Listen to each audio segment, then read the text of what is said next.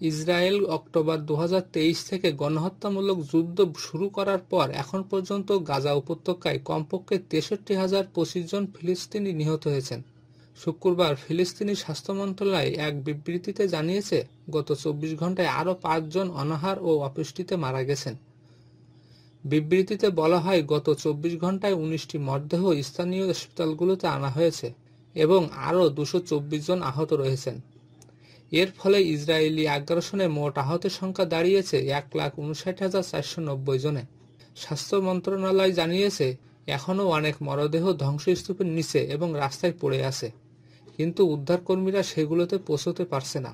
এছাড়া গত 24 ঘন্টায় মানবিক সহায়তা সংগ্রহের চেষ্টা করার সময় ইসরায়েলি সেনাদের গুলিতে আরও 23 জন ফিলিস্তিনি নিহত এবং অন্তত 182 জন আহত হয়েছেন। 27 মে থেকে এ পর্যন্ত শুধু ত্রাণ নিতে গিয়ে নিহতের সংখ্যা দাঁড়িয়েছে 2,203 জনে এবং আহতের সংখ্যা 16,228 জনে।